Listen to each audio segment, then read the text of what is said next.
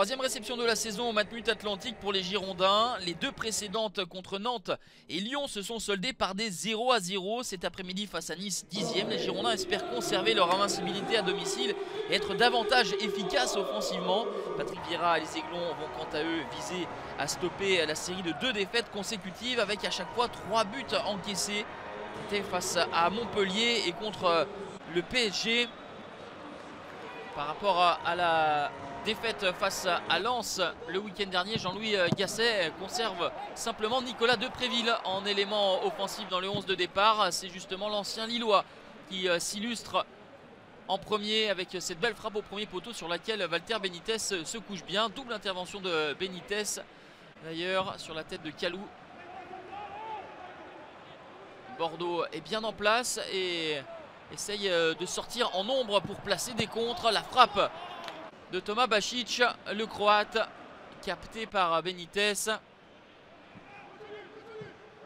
Les Bordelais qui jouent relativement bas. Et lorsqu'il y a des impairs au niveau de la transmission, eh bien, cela permet à Nice de se procurer des occasions. Ici, la passe de Dolberg est trop appuyée. Le contrôle de Schneiderlin est trop long. Et la frappe de Lesmelou à la conclusion trouve le poteau de Benoît Costil. 0-0 à la pause. Nice a le ballon et but sur la défense girondine bien groupée. Les Bordelais qui procèdent en contre. Voilà la photographie de cette première période.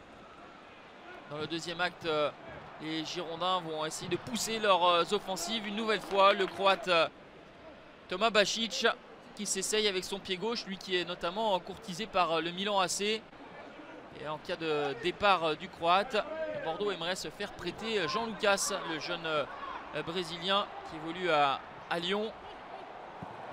Belle occasion pour les Niçois avec Gouiri qui trouve Kasper Dolberg, mais il donne trop d'informations, le Danois Benoît Costil, qui anticipe ce plat du pied.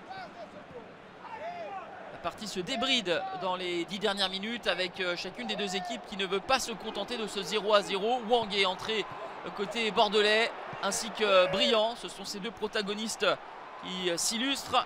Et Jimmy Briand n'arrive pas à bien reprendre ce ballon, qui avait son 100e but en Ligue 1 Uber Eats au bout du pied. On en reste à 0-0. On avance encore dans cette partie avec Amine Gouiri qui va tout seul prendre vitesse Pablo, qui faisait son retour à la compétition après sa rupture des ligaments croisés.